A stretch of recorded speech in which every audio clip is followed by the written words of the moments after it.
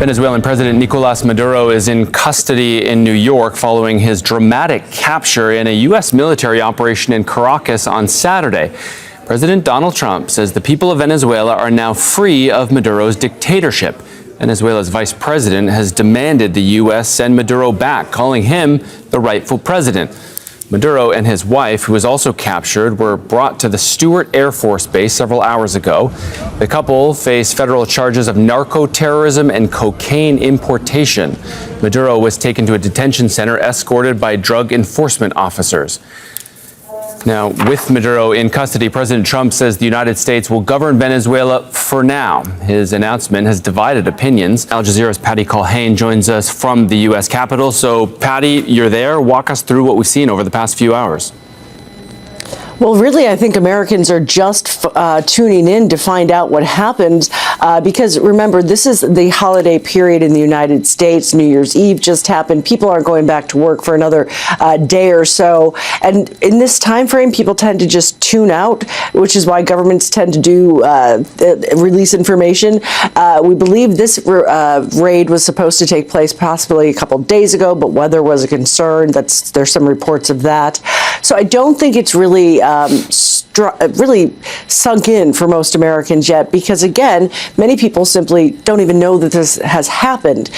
So really, I think what's going to be critical is not just what we hear from Republican lawmakers. We've seen the leadership come out and say that they agree with this raid. The question is going to be, what does the Republican base say about this once everyone learns the news? Because don't forget, this is a president who came to office promising America first, no more foreign interventions. Yeah, and I want to ask you about that in a second. But first, so Nicolas Maduro, the president of Venezuela, is now in detention on U.S. soil. What happens now?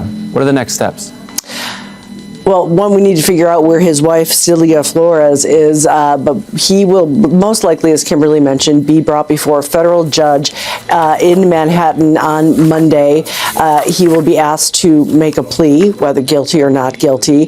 The way things work in this country is he can ask for, if he can either hire his own attorney, or if he doesn't have one, a public defender could be appointed to represent him, and then he'll make his plea, and the judge will decide if he stays in custody, which seems very likely, and then the process begins. And it's federal court. It takes a very long time in this country, months, perhaps even as much as a year, because so much evidence needs to be gathered. But he is facing he and his wife are facing very serious charges under the indictment that was unsealed just hours ago.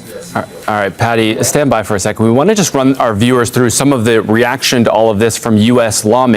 So first, we'll start with independent, the left-wing, Democratic aligned Senator Bernie Sanders. Listen. Trump's attack on Venezuela will not make the United States and the world safer. Quite the contrary.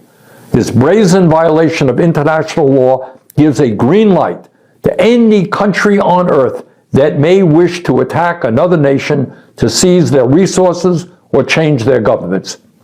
This is the horrific logic of force that Putin used to justify his brutal attack on Ukraine. Let's make no mistake about it. This is rank imperialism. It recalls the darkest chapters of U.S. interventions in Latin America, which have left a terrible legacy. It will and should be condemned by the democratic world. Okay, so that's one side of the political divide in America. On the other side, while most Republicans are backing Trump, some are coming out against the capture of Maduro. So this is what Trump ally turned critic, Congresswoman Marjorie Taylor Greene, wrote on X. She wrote in part, Mexican cartels are primarily and overwhelmingly responsible for killing Americans with deadly drugs. If U.S. military action and a regime change in Venezuela was really about saving American lives from deadly drugs, then why hasn't the Trump administration taken action against Mexican cartels?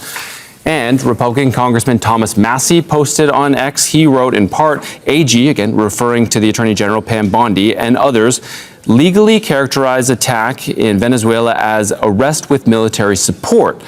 Meanwhile, Trump announces he's taken over the country and will run it until he finds someone suitable to replace him. So, Patty, back to you now. So, how much of a problem is this politically for Trump, given that a big chunk of his MAGA base is against all of these, as you point out, foreign military interventions? Well, it depends on how big a chunk that is. So obviously we've heard from the Republican leadership, the prominent Dems, the rest